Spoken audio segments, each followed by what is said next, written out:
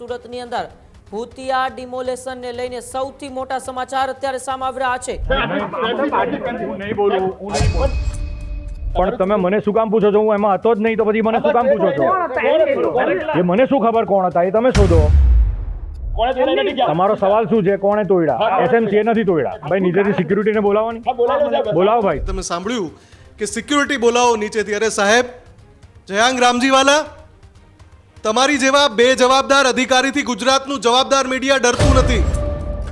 અલ્યા, તમારી ટીમ હતી નહીં તો તમે શું ફીફા ખાંડો છો ત્યાં? અને જ્યારે આ બધા આકરા સવાલ સુરતની જનતા વતી, એ પીડિતો વતી જ્યારે મીડિયા પૂછે છે તો તમે શામરૂખની જેમ જમીનમાં માથું ખોસી દો છો। તો સુરત મહાનગરપાલિકાના વિસ્તારમાં કોઈ અનધિકૃત રીતે ડિમોલિશન હટાવી દે તો તમે પોલીસ ફરિયાદ કરી? તમે કેમ પોલીસ ફરિયાદ હજુ સુધી નથી કરી? અરે કોના નામ છાવરો છો તમે? કોનાથી ડરો છો? કોનાથી ફાટી પડે છે તમારા જેવા અધિકારીઓ બાબુઓના પાપે જ સુરત મહાનગરપાલિકાને હંમેશા કલંક લાગતા આવ્યા છે અને ફરી એકવાર આ કલંક લાગ્યું છે અને આ ડિમોલિશનનું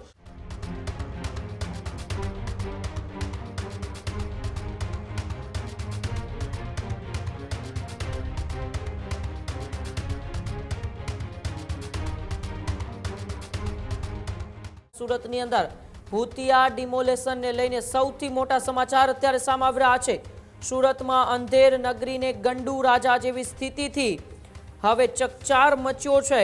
જી હા, સુરતના જવાબદારી અધિકારી જ મીડિયા સામે સાવ મૌન જોવા મળ્યા। ઝોનલ અધિકારી જયાંગ રામજીવાલાની ચૂપકીદી જુઓ। કેમેરા સામે અધિકારીએ કર્યો સ્વીકાર। સુરત મનપાનો આ ડિમોલેશનમાં કોઈ પણ પ્રકારનો નથી હાથ। સાહેબ, સુરત મનપા નથી તો કોણ ડિમોલેશન કરી ગયું? આ પણ સૌથી મોટો સવાલ। સુરત મનપા નથી તો તમે શું ત્યાં ફીફા ખાંડો છો? સુરત મનપા નથી અને ડિમોલેશન થયું તો તમે શું કરી રહ્યા છો? આવા અનેક સવાલો પણ અત્યારે ઉઠી રહ્યા છે। જો તમે ડિમોલેશન નથી કરાવ્યું તો ફરિયાદ કેમ નથી કરાવતા?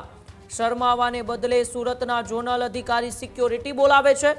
સિક્યોરિટી બોલાવો છો તો ડિમોલેશન કેમ રોકી શક્યા નહીં? આવા અનેક સવાલો છે તે સુરતની અંદર જે ડિમોલેશન થયું છે તેને લઈને ઉઠી રહ્યા છે।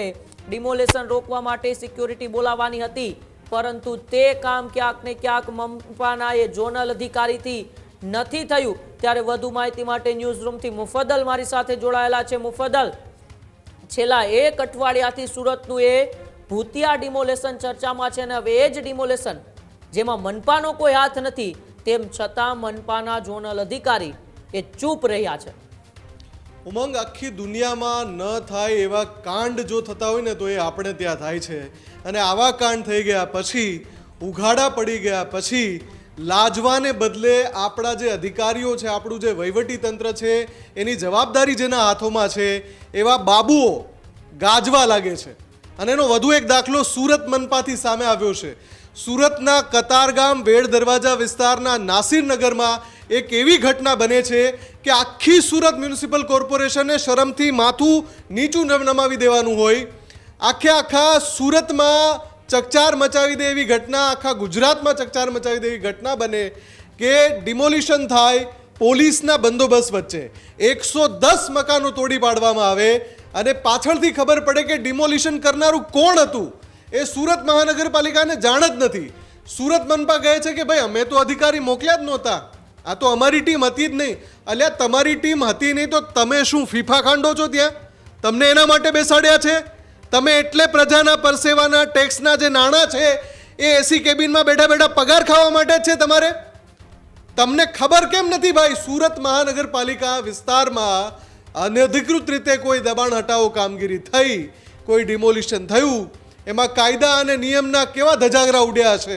કેમ કે જો મનપાની ટીમ જ નથી, ભૂતિયા રીતે ડિમોલિશન થઈ ગયું, અજાણ્યા લોકો ડિમોલિશન કરી ગયા, તો તમે ત્યાં વેવલા વેડા કરવા બેઠા છો? તમારું કામ શું છે? તમને શેની જવાબદારી સોંપાઈ છે? અને જ્યારે આ બધા આકરા સવાલ સુરતની જનતા વતી, એ પીડિતો વતી જ્યારે મીડિયા પૂછે છે તો તમે શામરૂખની જેમ જમીનમાં માથું ખોસી દો છો। તમારી પાસે જવાબ આપવાની ત્રેવડ નથી। સૌથી પહેલા આપણે એ ઘટના જોઈ લઈએ જ્યારે મીડિયાએ જવાબદારીપૂર્વક સવાલો પૂછ્યા તો એ આકરા સવાલો સામે સુરતના એ ઝોનલ અધિકારી જયાંગ રામજીવાલા શામરૂખની જેમ માટીમાં માથું ખોસતા કેવા નજરે પડ્યા। સાહેબ જવાબદારી જર્નલ તમારી તારી આ શું ડિમોલેશન એસએમસી કર્યું કે નહીં કર્યું એમ કેવું કારણ કે જે છે થાણા હું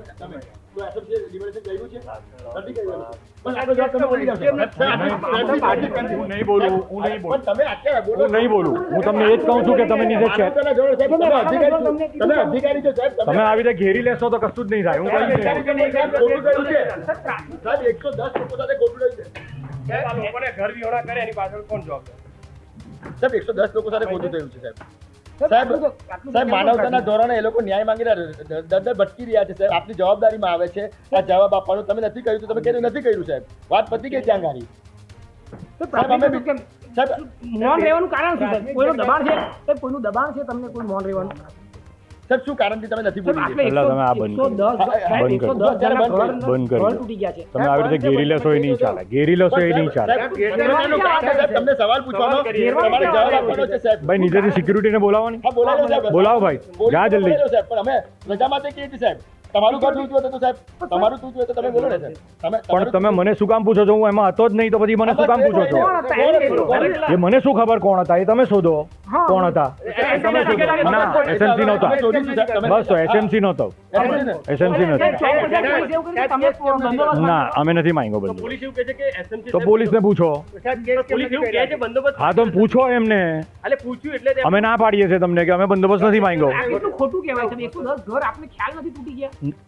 ખ્યાલ નથી નહીં, બધાને જ ખ્યાલ છે. તમને નથી ખ્યાલ તૂટી ના ગયા? સાહેબ કોણે તોડ્યા નથી ગયા? તમારો સવાલ શું છે? કોણે તોડ્યા? એસએમસી નથી તોડ્યા. આ તો SMC બસ તો. ને જાણ વગર તૂટી ગયા આટલા એસએમસી નથી તોડ્યા. બધા. 110 ઘર SMC જાણ વગર તૂટી ગયા. ઓકે સાહેબ જવાબદારી જર્નલ તમારી તારી આ શું ડિમોલેશન એસએમસી કર્યું કે નહીં કર્યું એમ કેવું કારણ કે જે છે થાણા હું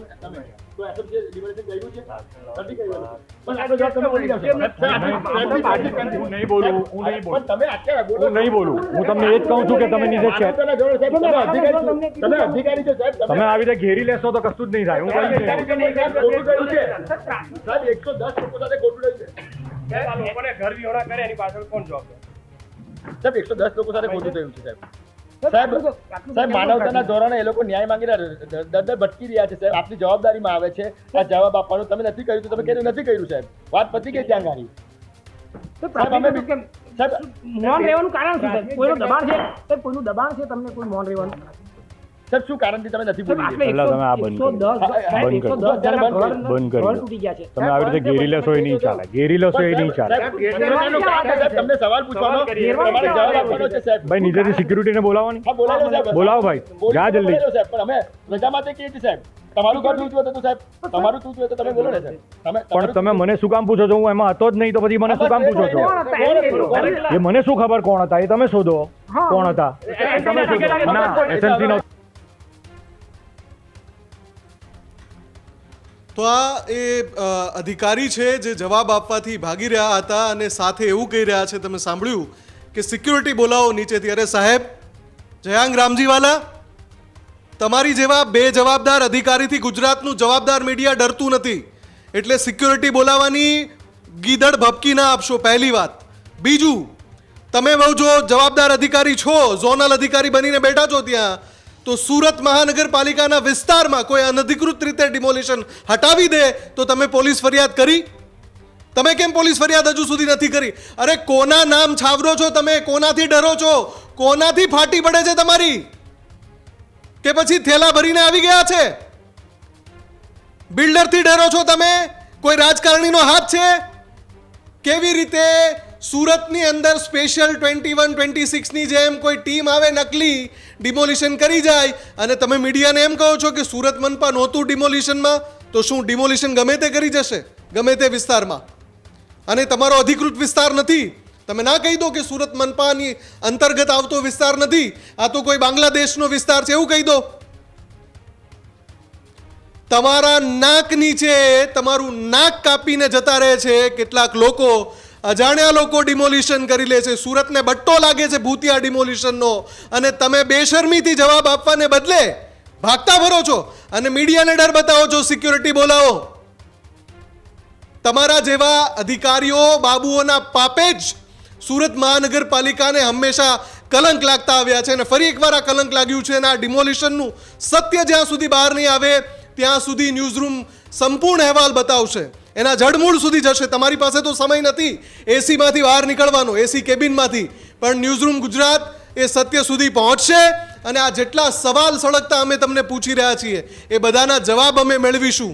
કેમ કે તમે મજાક બનાવી દીધું છે આખી વહીવટી તંત્રને, આખી વ્યવસ્થાને. તમે શું સમજો છો નાગરિકોના ઘરની શું કિંમત છે? અને જો એ ગેરકાયદે દબાણ હતું તો સુરત મનપા શું કરતું હતું?